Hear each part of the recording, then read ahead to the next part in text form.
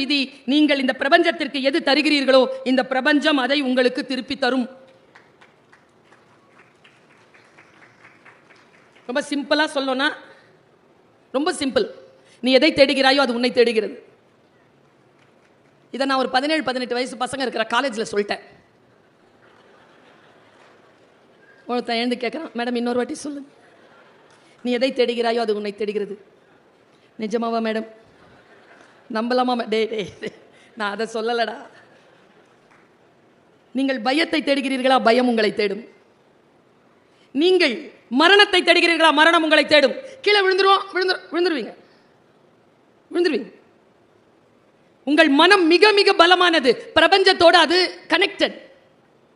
இது நான் சொல்லுவது சத்தியம். இது சயின்ஸ். இது ஒன்றும் நம்பிக்கையின் பார்ப்பட்டு நான் சொல்லல, இது சயின்ஸ். இன்றைக்கு நான் சொல்லுகிறேன், நீங்கள் வீடுகளில் போய் உங்களுடைய மனதளவில் ஆழத்தில் நீங்கள் எந்த உயரத்தை எட்ட விரும்புகிறீர்களோ அந்த உயரத்தில் உட்கார்ந்து இருப்பது போல் காட்சி செய்து பாருங்கள், பார்ப்போம். வரவே வராது. திட்டம் இருந்தா வரும், டிட்டர்மினேஷன் இருந்தா வரும். பல நேரங்களில் நமக்கு வேல்யூ பண்ணவே தெரியறதில்லை. வேல்யூ பண்ண தெரிஞ்சதுன்னா பிரபஞ்ச ரகசியம் நமக்கு புரியும். இப்படி சொல்றேன். மேடம் பேர் என்ன?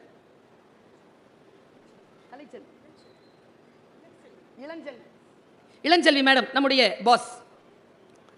நான் கடலூர் வந்துட்டு இருந்தேன், பர்ஸை தொலைச்சிட்டேன். நான் இளஞ்செல்வி மேடம் கிட்ட வந்து சொல்றேன், மேடம்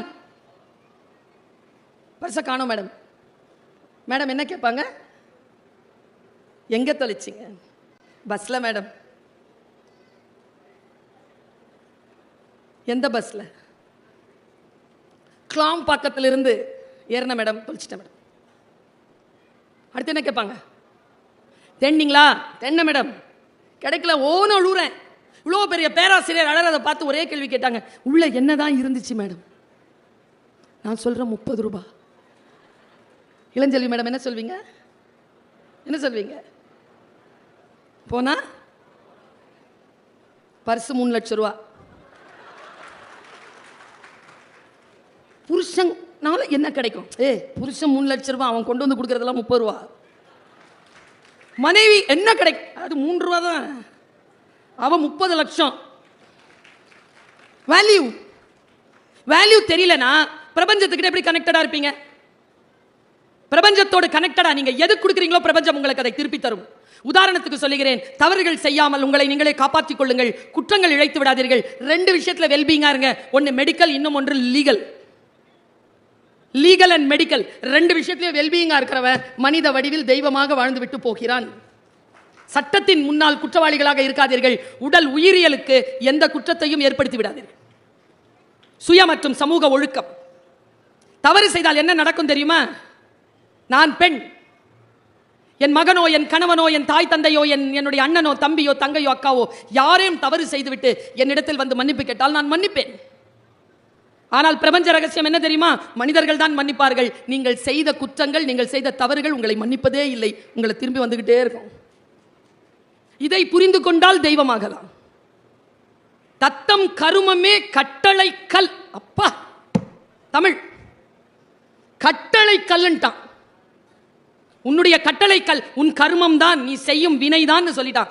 எது செய்தாலும் அது உங்களுக்கு திரும்பி வரும். முதல் விதி. 2வது விதி, வாழ்வில் எதுவும் அதுவாகவே நடக்காது, நாம் தான் நடத்தி காட்ட வேண்டும். 3வது விதி, சிலவற்றை ஏற்றுக்கொண்டால் மட்டுமே வாழ்க்கையில் மாற்றம் நிகழும். 4வது விதி, நாம் மாறும்போது நம்மை சுற்றி இருக்கும் நம் வாழ்க்கை மாறும். மிராக்கிள். இதெல்லாம் நான் சும்மா வேகமா சொல்லிட்டு போறேன், வீட்டில் போய் கவனப்படுத்திக் கொள்ளுங்க. நான் மாறினால் என்னை சுற்றி இருக்கும் எல்லாம் மாறும். சிலவற்றை நான் ஏற்றுக்கொள்ளுகின்ற பொழுது என் வாழ்க்கையை நான் மாற்றிக்கொள்கிறேன். நேற்று, இன்று, நாளை 3ம் ஒன்றோடு ஒன்று தொடர்புடையது. 5 விதி. இந்த 5 விதிகளை பின்பற்றுகின்றவர்கள் வாழ்க்கையில் சில பல உயரங்களை எட்டிவிடுகிறார்கள். நான் ரொம்ப பயமுறுத்துறதுக்காக சொல்லல. இன்றைக்கு நான் முதியவர்களை பார்க்கிறேன், இளைஞர்களை பார்க்கிறேன், பெண்களை பார்க்கிறேன். அவர்கள் தவிப்பை உணர்ந்த காரணத்தினால் இதை சொல்கிறேன். ஜெனரேஷன் மாறுது. என் காலத்தில், என் வயசுல இருக்கிறவங்க 45 வயதை கடந்தவர்கள் இங்க இருந்தீங்கன்னா ஒரு விஷயம் தெரியும் உங்களுக்கு.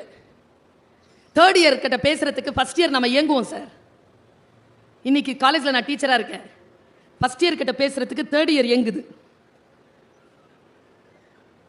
இன்னைக்கு அப்படி இருக்காங்க. நான் உங்கள் எல்லாம் பார்த்து நான் வருத்தப்படுறேன், என்னையும் சேர்த்து, மேடையில் இருக்கிறவங்களையும் சேர்த்து.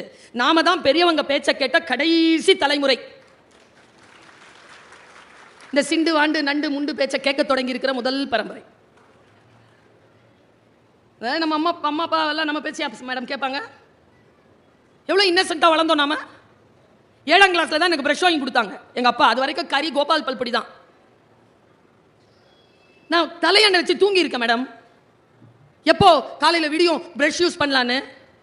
எனக்கு அப்போ என்ன தெரியல தெரியுமா? ப்ரஷ் தானே நைட்லையும் தேய்க்கலான்னு தெரியல. எவ்வளோ இன்னசென்ட்டாக இருந்திருக்கேன். 12 வயசில் அவ்வளோ இன்னசென்ட்டாக இருந்ததுனால தான் 45 வயசு கடந்து இவ்வளோ ஞானமாக பேசுகிறேன். அப்போவே எல்லாம் தெரிஞ்சிடணும் பிள்ளைக்கு. என் காலேஜில் வந்து ஒரு அம்மா கேட்குறாங்க, ஃபஸ்ட்டு ஸ்டாண்டர்ட் இங்கே கிடைக்குமா? காலேஜில், ஸ்கூலில் தான். அந்த ஸ்கூல் நல்ல ஸ்கூலா? எங்கள் ஸ்கூலு. போய் பாருங்கள் மேடம். ஃபஸ்ட் ஸ்டாண்டர்ட்க்கு நீட் எக்ஸாமுக்கு ப்ரிப்பேர் பண்ணுவாங்களா மேடம்? நான் என்ன சொன்னேன் தெரியுமா? ஃபஸ்ட்டு ஸ்டாண்டர்ட்க்கு நீட் எக்ஸாமுக்கு ப்ரிப்பேர் பண்ணால் உங்கள் பாப்பா லூஸாக போயிடும். ஒன்றும் விளங்காது. குழந்தையா இருக்க விடுறோமா? முதல்ல குழந்தைகிட்ட பேச தெரியுதா? ஆளுமையான குழந்தைகளை உருவாக்க வேண்டும்னு நினைக்கிறோம். ஆளுமையான குழந்தை எப்படி உருவாக்குவீங்க? என்கிட்ட விடுங்க 10 நாளைக்கு. கத்தி இல்லை, வயிற கத்தியா மாற்றி கொடுக்குறேன். குழந்தை தான் நம்ம கிட்ட மழலை பேசும். நாம குழந்தைகிட்ட மழலை பேசக்கூடாது. First rule. எனக்கு தொண்டை கட்டியிருக்கா? என்னை ஒரு வீட்டில் விருந்துக்கு கூப்பிட்டாங்களா? நான் போனேன்னா சாப்பாடு டேபிளில் சாப்பாடு வச்சுட்டு அந்த விருந்து தந்த ஓனர் சொல்கிறார், மேடம் பேசுங்க. சமையலறைக்கு வந்த முயலை சமைக்காமல் விடுவதில்லைன்னு கங்கணம் கட்டிட்டு பேசுங்க.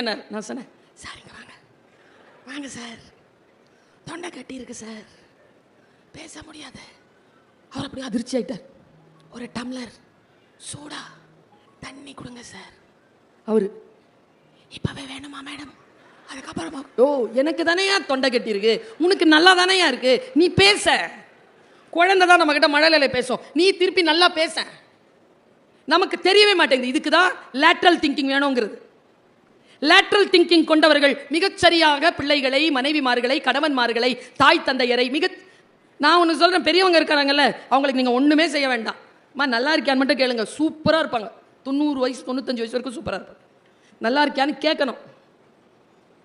நான் அப்புறமா பேசுகிறேன். வெய், சாப்பிட்டியாமா? தலைவலிக்குதா? சொன்னியாமே தலைவலிக்குதுன்னு டாக்டர் கிட்ட போகலாம். நீ கூட்டே போக வேண்டாம், போகலான்னு சொல்லு, தலைவலி சரியாய். மொழி தெரிய வேண்டும் நமக்கு. மற்றவர்களிடத்தில் பேசுகின்ற பொழுது மொழி தெரிய வேண்டும் என்பதற்காக சொல்லுகிறேன்.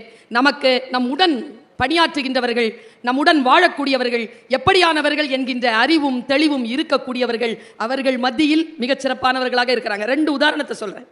தண்ணி தெளிவா இருந்தா முகம் தெரியுதா? கொதிக்கிற தண்ணியில முகம் தெரியுமா? மனம் கொதிநிலையில் இருந்தால் உங்கள் முகம் யாருக்கும் தெரியாது, நினைவிலேயே இருக்காது. கொதிநிலையில் இல்லாமல் இருங்கள். என் காலேஜில் ஃபஸ்ட் இயர் ஹிஸ்ட்ரி படிக்கிற பொண்ணு குறிஞ்சி பாட்டு நடத்திட்டு இருந்தேன். குறிஞ்சி மலை சார்ந்த இடம். கூடுதலும் கூடுதல் நிமித்தமும் பிள்ளைங்களுக்கு விளங்குற மாதிரி சொல்றது சொன்னேன். கல்யாணம் ஆனால் எங்கடா போவீங்க ஃபர்ஸ்ட்னு கேட்டேன். ஆன்சர் தேன் நிலவு மலை அப்படி வரோன்னு நினைச்சேன்ப்பா. எழுந்திருச்சு பதில் சொல்லிச்சு, தனி கொடுத்தணும் மேடம். எங்க ஒத்த புள்ள பெற்று வச்சிருக்கிறேங்க நான், பையங்க. மனம் எப்படி இருக்கு பாருங்க. நான் ஒன்று சொல்றேன், ஏன் மலைக்கு போகிறோம்? மலை அமைதியாகவும் சாந்தமாகவும் குளிர்ச்சியாகவும் இருக்கிறது. மலை தேடி போகிறோம். நாமும் அமைதியாகவும் குளிர்ச்சியாகவும் இருந்தால் எல்லோரும் நம்மை தேடி வருவார். இது வாழ்வின் ரகசியம். பல நேரங்களில் நமக்கு இது புரிவதே இல்லை. இப்படி சொல்கிறேன், தெய்வமாக தெய்வ நிலை என்பது அழியா நிலை, அழியா புகழ். பாரதிக்கு ஏன் அழியா புகழ்? என்ன வித்தியாசம்? கம்பனுக்கு ஏன் அழியா புகழ்? வள்ளுவருக்கு ஏன் அழியா புகழ்? இவர்கள் எல்லாம் ஏன் அழியா புகழ் பெற்றார்கள்? ஏன் இளங்கோவுக்கு அழியா புகழ்? பாரதி இந்த நாட்டை சொல்லுகின்ற பொழுது ஏன் எப்படி சொல்லிவிட்டு போனான்? கல்வி சிறந்த தமிழ்நாடு, புகழ் கம்பன் பிறந்த தமிழ்நாடு, சிலப்பதிகாரம் என்னும் ஓர் மணியாரம் படைத்த தமிழ்நாடு, வள்ளுவன் தன்னை உலகினுக்கே தந்து வான் புகழ் கொண்ட தமிழ்நாடு ஏன் இவர்களை சொன்னான்? கருத்தியல் தானேங்க பாரதியின் கருத்தியல். நீங்கெல்லாம் பாரதி எப்படி புரிஞ்சு வச்சிருக்கீங்கன்னு எனக்கு தெரியாது. நான் பாரதியை நினைச்சாலே என் மனசெல்லாம் அப்படி உருகிருதுங்க. இப்படி நினைப்பானா ஒருவன்? இப்படியா நினைச்சிருக்கிற நீ? அவனுடைய ஒரே ஒரு பாட்டு போதுங்க நம்ம எல்லோரும் அவனை கொண்டாடுவதற்கு. உங்களில் யாரேனும் அந்த மனநிலையில் இருந்தால் உங்களையும் இந்த பிரபஞ்சம் கொண்டாடும். அவன் சொல்றான் ஒரு பாட்டில், பேசா பொருளை பேச நான் துணிந்தேன். யாரும் பேசாத பொருளாம் அவன் பேச துணிகிறான். கேட்கா வரத்தை கேட்க நான் துணிந்தேன். என் ஜன்மத்திலேயே எனக்கு முன்னும் சரி எனக்கு பின்னும் சரி யாரும் கேட்க முடியாத வரத்தை இதோ சக்தி உன்னிடத்தில் கேட்கிறேன். யோக சித்தியில கேட்கிறான். பேசா பொருளை பேச நான் துணிந்தேன், கேட்கா வரத்தை கேட்க நான் துணிந்தேன். அப்படி என்ன கேட்டுட்ட நீ கடவுள் கிட்ட? மண் நல்ல கூர்ந்து கவனிங்க. சாமானியர்களுக்கும் உயர்ந்தவர்களுக்கும் இருக்கிற வித்தியாசத்தை சொல்றேன், நூல் இழையில சொல்றேன். அதனால தாங்க கையில் வச்சிருக்கக்கூடிய அந்த புத்தகத்துக்கு நூல்னு பேரு. ஒரு மெல்லிய விஷயம் தாங்க. மாறிடுச்சுன்னு வச்சுக்காங்க. பற்றிய குளத்தில் மழை பெய்தவுடன் மீன்கள் மிதக்கின்றனங்க. 3 நாளில் மீன்கள் நீந்துது. எப்படி? மழை போட்டுச்சா மீனை? கிடையாது. வற்றிய குளத்தில் மீன்கள் தான் செத்து போகும். மீன் முட்டைகள் மண்ணிற்கடியில் உயிரோடு இருக்கும். மழை பெய்தவுடன் துளிர்த்து எழுந்து வந்து நீந்தும். மீன் முட்டையின் மீது மழை துளி போல் சொல்லுகிறாங்க அவன். நான் உயிர் தெழுகிறேன். பேசா பொருளை பேச நான் துணிந்தேன், கேட்கா வரத்தை கேட்க நான் துணிந்தேன். மண் மீதுள்ள மக்கள், பறவைகள், புல் பூண்டு, பூச்சி இவை யாவும் இன்புற்று. நான் நீங்களும் அவனும் ஒன்று, நானும் அவனும் ஒன்று. என் வினையால் இடும்பை தீர்ந்து அன்புடனே இயைந்து இன்புற்று வாழ வழி செய்ய வேண்டும் தேவதேவா. அவங்க எல்லாம் சந்தோஷமா இருக்கணும்னு சொல்லல, நான் ஏதாவது செய்யணும், அதுல அதுங்க சந்தோஷமா இருக்கணும். எங்கெங்க பிரிகிறாங்க இவங்க? நூல் இழையில் பிரிகிறார்கள். சிந்தனை நூல் இழையில் பிரிகிறது. என்னுடைய தந்தையார் அல்லாமா இக்பாலினுடைய ஒரு கவிதையை அடிக்கடி எனக்கு சொல்லுவார். வயது போக போகத்தான் விஷயங்கள் புரிகின்றன. சிறிய வயதில் புரியவே இல்லை. மனனம் செய்து பேசிவிட்டோம். பேசியதெல்லாம் ஞாபகம் வருது. அதற்குள்ளே இருக்கக்கூடிய ஆழங்கால் படுகின்ற பொழுது கதவுகள் விரிகின்றன. खुदी को कर बुलंद इतना हर तकदीर से पहले खुदा अपने बंदे से खुद पूछे बता तेरी रजा क्या है. என்ன அர்த்தம் தெரியுமா?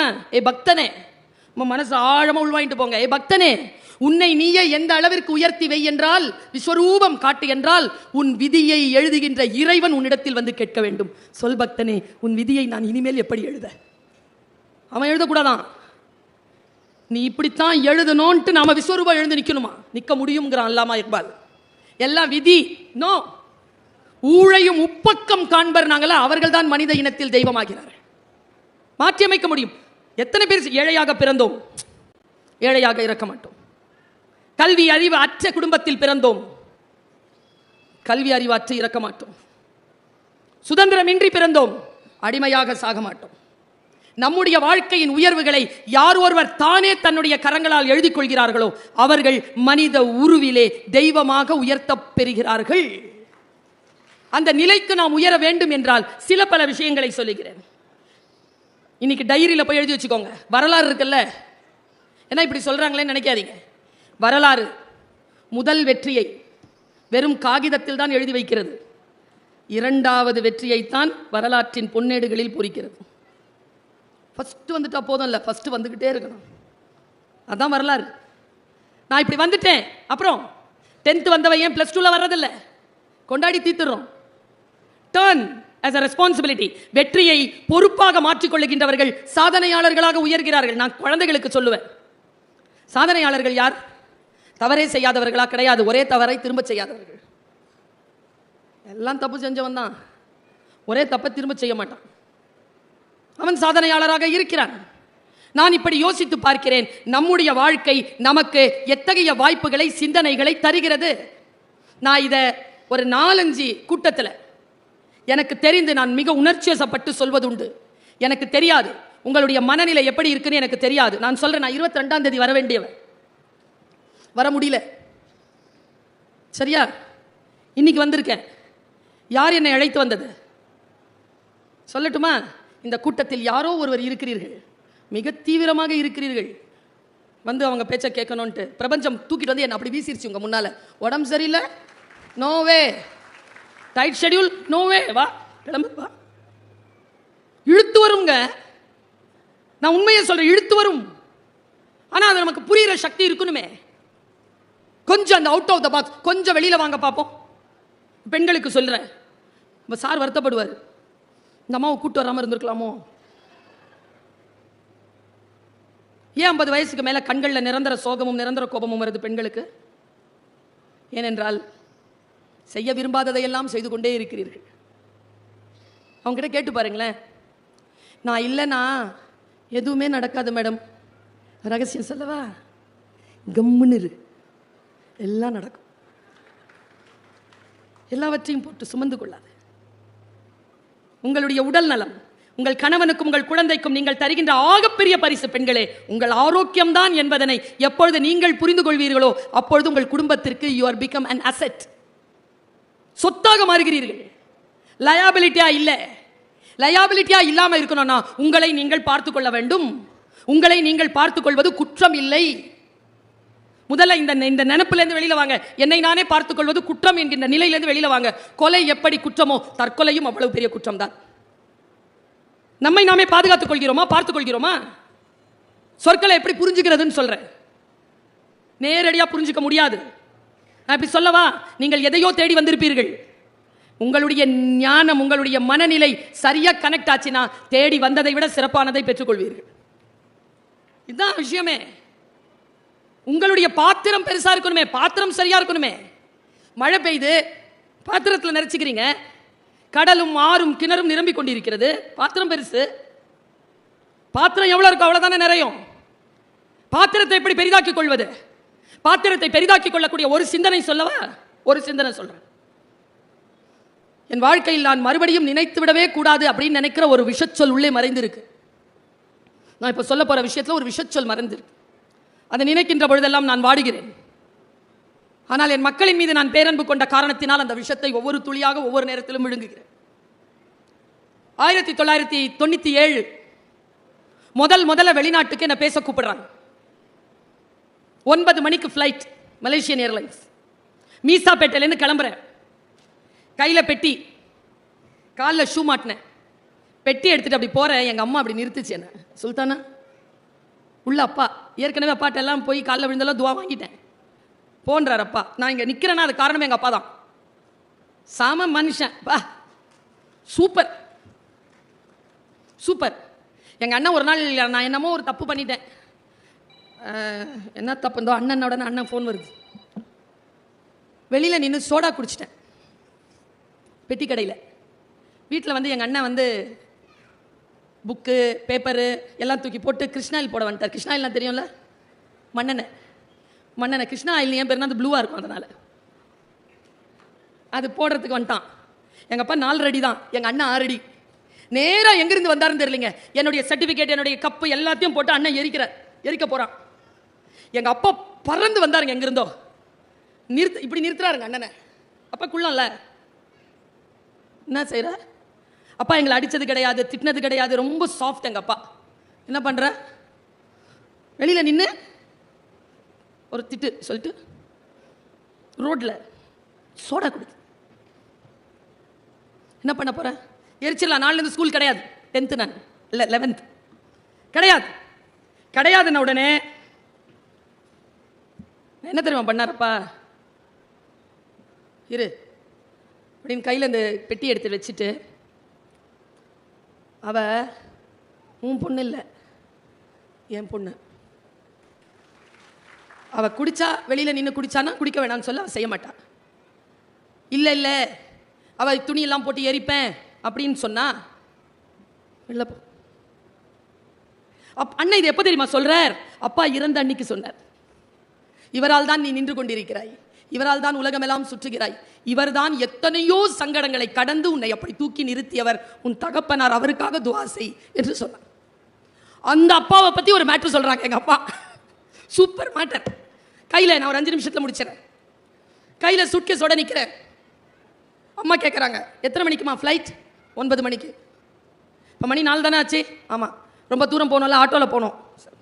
ஒன்று செய், ஒரு வார்த்தை சொல்கிறேன் கேட்டுப்போ. என்னம்மா? நீ பிறந்த போது உங்கள் அப்பா உன்னை பார்க்க வரல. ஏன்? எங்கள் அப்பாவை பார்க்குறேன். எங்கள் அப்பா இப்படி குனிஞ்சு உட்காந்துருக்கேன். ஏன் பார்க்க வரல? கருப்பா பிறந்துட்ட பொண்ணு, மறுபடியும் அப்பாவை பார்க்குறேன்.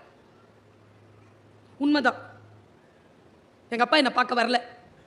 எங்கள் அம்மா என்ன பண்ணியிருக்கு, 3 நாளில் எடுத்து வெளியில் போட்டிருக்காங்க அம்மாவை. குழந்தைய கீழே விட்டா ஜன்னி பிடிச்சிக்கொண்டு பழைய சேலையில் என்னை சுற்றி இப்படி உட்கார வச்சுக்கிட்டு கையில் இருக்கிற பொட்டி தூக்கிக்கிட்டு அந்த கூடை தூக்கிட்டு வெளியில் வந்துட்டாங்க. 1 ரூபா இருந்தது. துப்புரவு தொழிலாளருக்கு அந்த அம்மாக்களுக்கெல்லாம் 75 பைசா கொடுத்துட்டு 4 பயத்தில் அம்மாவுக்கு பால் வரல, நான் எனக்கு பால் இல்லை. வெளியில் வந்து பஸ் ஏற தெரியாது, அப்பா வீட்டுக்கு போக தெரியாது. அம்மா இதெல்லாம் சொல்கிறாங்க. எப்போ? பெட்டி வச்சுட்டு நிற்கிறேன், தெரியாது. மாமா வீட்டுக்கு போகிறேன். ரிக்ஷாக்கார ஒருத்தர் இருந்தார், பார்டர் தோட்டம் ஸ்டான்லி ஹாஸ்பிட்டல் கிட்ட கூட்டு போவியா, பச்சை உடம்புக்காரி, புள்ள பெற்றிருக்கேன், புருஷன் பார்க்க வரல, மாமனார் வீட்டுக்கு போனோம். அவர் ஏற இறங்க பார்த்தாராம், 1 ரூபா ஓனாராம். இந்த பாரு 4 தான் இருக்குது, 4 உனக்கு கிடையாது, 15 பைசா தான் உனக்கு. 15 பைசா பிள்ளைக்கு பாலுக்கு, உனக்கு 10 பைசா தான். கூட்டு போவையா இல்லையான்னு மிரட்டியிருக்காங்க. ஏறுமான்ட்டாங்க. அம்மா சொல்கிறாங்க, இப்படி தூக்கிட்டு உன்னை ஏறினேன், அப்போ 2 காலம் இப்படி என் பழைய புடவையிலேருந்து தொங்கிட்டு இருந்தது, இத்தினூண்டு கால் பிங்க் கலரில் இப்படி ஆடிக்கிட்டு இருந்தது. ரிக்ஷாவில் அனாதையா யாரும் இல்லாமல் உன்னை நான் இப்படி ஏற்றிக்கிட்டு வந்தேன். அந்த 2 பிங்க்கு கால் தான் இப்போ செருப்பு போட்டுக்கிட்டு ஃப்ளைட் ஏற போகுது. எங்கே கனெக்ட் பண்ணுறாங்க அம்மா, அது மேட்ரு இல்லை. போகும்போது கடல் எங்கேயாவது இருந்துச்சுன்னா கால் நினச்சிரு. நான் சொன்னேன்ல, மனம் இருந்தால் பறவை கூட்டில் மான்கள் வாழலாம். பெருசு பாத்திரத்தை பெருசாக வச்சுக்கிறது. எப்படி சொல்கிறாங்க பாருங்க. போகிறேன், கடல் இருந்தால் கால் நினச்சிரு. ஏன்? என் புள்ள கால் தொட்ட தண்ணி உலகமெல்லாம் சுத்தம். அது மேட்ரு, அதுவும் மேட்ரு இல்லை. நான் போனேன், கால் நான் நினச்சேன். இப்போது 31 நாடுகளுக்கு மேல் பயணம் செய்து கொண்டிருக்கிறேன். சூட்சுமம் என்ன தெரியுமா? ஒரு டிக்கெட்டை கூட சொந்த செலவில் வாங்கினதில்லை.